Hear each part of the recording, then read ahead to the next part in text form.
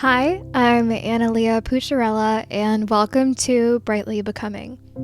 This is a podcast about faith, healing, and becoming the person that you were created to be. It's about the seasons that stretch us, the moments that strip us down, and the quiet, often unseen work of rebuilding stronger, wiser, and more rooted than before. Here, we talk about navigating health struggles in your 20s, trusting your body instead of fighting it, caring for your mind, and regulating your nervous system. This is a space to slow down, to breathe, to feel seen and understood, to reconnect with your faith, and to let your body feel like home again. Whether you're walking through a painful season or simply longing to live a more intentional, grounded life, this space is for you, and I'm so glad you're here. Welcome to Brightly Becoming. Today, we're talking about everyone's least favorite season, the waiting season. This season in our life we find ourselves in where everything we desire feels like it's been put on pause, where we're doing everything we're supposed to be doing, but our progress isn't producing the results we expected fast enough for us or at all. Having faith in the waiting season can feel borderline impossible. There's a part of you that wants to trust God, to trust that things look different for a reason, and another part of you that wants to take control, to take matters into your own hands, ensuring things unfold on your terms. We live in a society where we thrive on instant gratification. We love to receive things instantly, right? We pay extra for faster shipping just to avoid waiting a few more days. Waiting feels like an inconvenience to us. And to be totally transparent, there's really no way to romanticize it. Waiting is just hard. I'm currently in my own waiting season and have been here for over a year now. Some days, the weight of waiting feels heavier than others. Other days it feels manageable, but I'd be doing myself a disservice if I didn't allow space for both of those experiences to exist. Learning to sit with both optimism and discouragement has been a huge part of this process for me. So how do we remain hopeful, let alone comfortable, in seasons we want to fast forward through? When you see the light at the end of the tunnel and you know it's there, but it still feels far. That's where I've been living. I often think about the things I once prayed for that I now have. I look back at old pages in my journals where I couldn't wait to reach a certain DAO dose, which is a supplement on one of the protocols I'm on. And now I'm at double that amount. And yet I don't always celebrate those wins.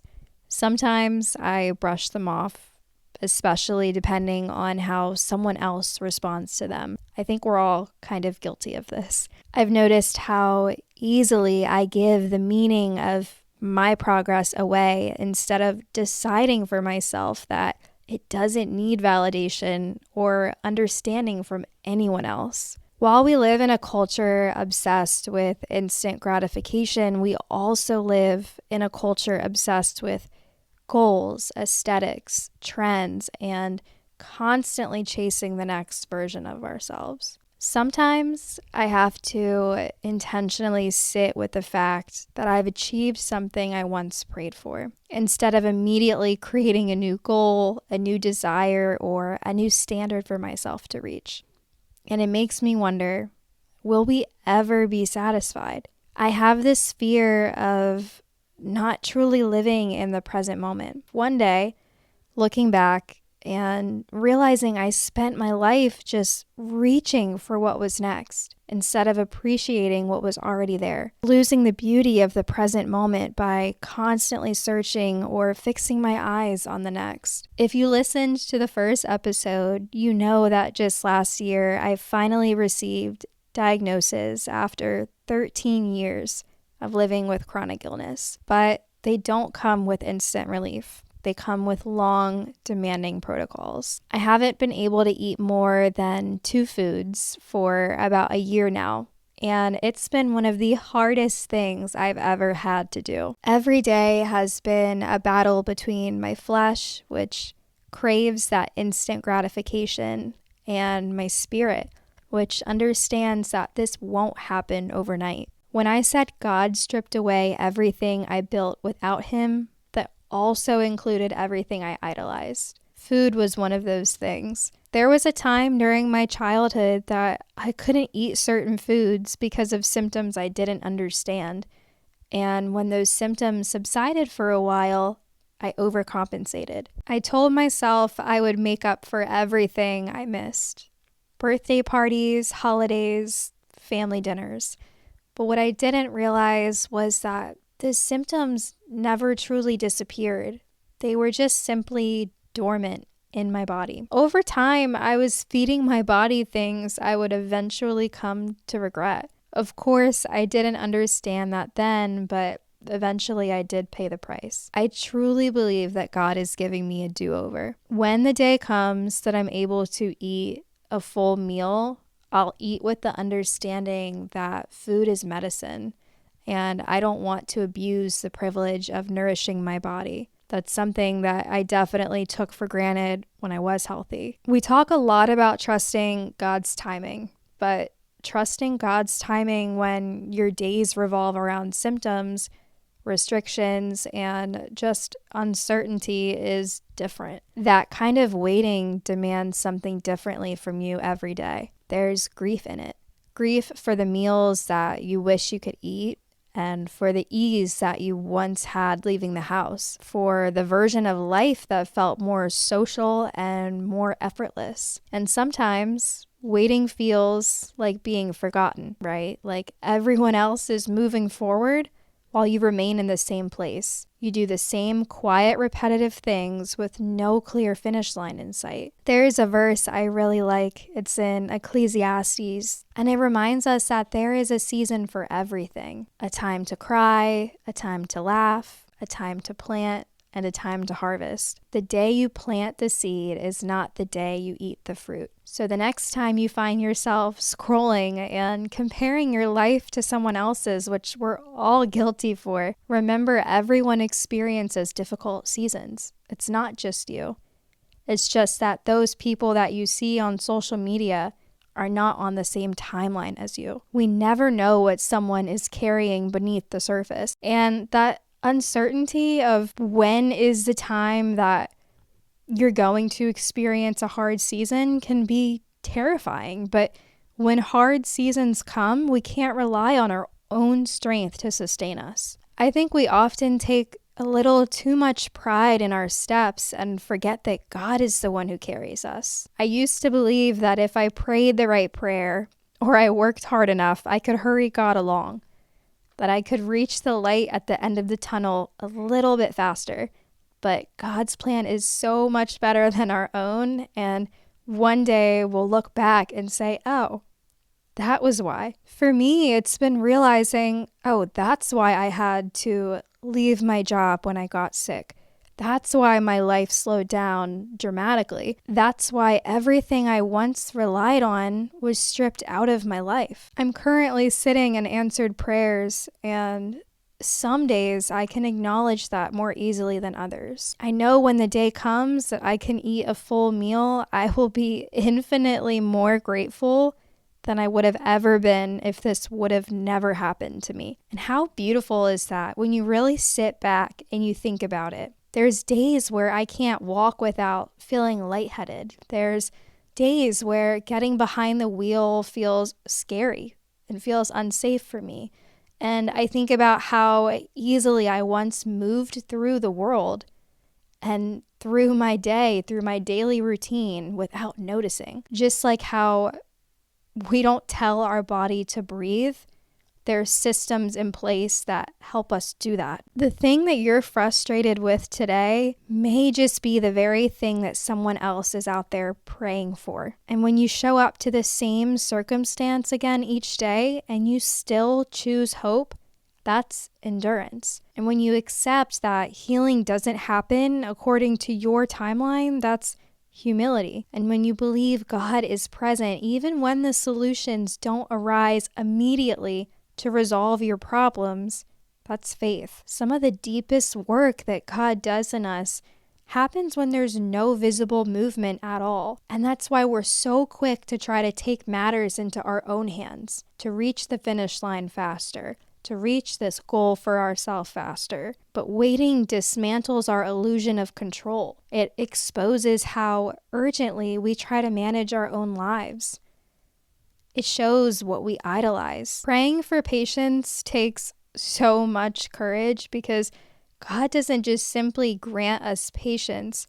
He gives us situations that force us to wait, which ultimately answer our prayer. There have been so many nights where I've cried out to God asking, why is this taking so long? I've felt frustrated, discouraged, angry, exhausted by the slowness of it all. But I'm learning that God is just as present in the waiting as he will be in the breakthrough that follows. He wants us to be honest about our feelings. He isn't expecting us to be okay with waiting. He designed us to be human. And we have natural tendencies like the urge to speed things up when we don't immediately see progress. It's okay to bring your worries to him. It's okay to lay them at his feet. At the end of the day, he's going to take care of it. And everything has already been decided. All of this has already been planned out for you. At the end of the day, waiting and trying to force something that isn't going to happen right away is just something that we do out of the anxiety that we feel of what if this doesn't happen? What if this doesn't get better? If you're in a season where your world has gotten smaller instead of bigger, I want you to know this, you are not behind and you're not failing just because things look slow or things feel slow. You're not weak because you're just simply tired of waiting, and you are definitely not forgotten. Waiting doesn't mean that nothing is happening. It just means that you're being formed. You are being equipped. You are being prepared for the blessing that God has in store for you. And you have to be a certain version of yourself in order to handle that blessing. I don't know how much longer this season will last for me, but I do know this. It's that God has met me here in the unfinished work, in the uncertainty, in the slow becoming. God just meets you where you are. The truth is, you'll never get this season back, so you may as well try and find the beauty in it while you're sitting in it. And I know that can be hard, but start slow. For me, it's I wake up and I have all my family under the same roof. How blessed am I? Choosing how to reframe the things that you go through on a daily basis is absolutely life-altering. On the last day of each month, I'm not working in an office till 1 a.m. I'm taking care of my natural circadian rhythm. I'm journaling about my progress, no matter how big or how small. I'm honoring the different parts of myself. And while this has been the hardest season of my life, one day I know I'll look back on this time and I'll miss certain things about it. If God is meeting me here, I believe that he's meeting you where you are too, wherever that is. So if today all you can do is take the next small step, that is more than enough. Waiting is not wasted. And you'll look back on this same season one day and realize how it became the building blocks of the next blessing that God placed in your life, and how this season that you wanted to skip became the very soil that God used to grow you. Thank you for listening to the second episode of Brightly Becoming. Starting this podcast has been so life-changing for me already. Releasing the first episode last Friday and just receiving different pieces of your stories and how my words resonated with you meant so much, and just shows me that I should have never kept my story to myself, and that it truly can change people's lives. In future episodes, we'll talk about healing, faith, nervous system regulation, and all of the in-between moments of life in your 20s. Wherever you are on your journey, you are not behind. you are still becoming. Talk to you soon.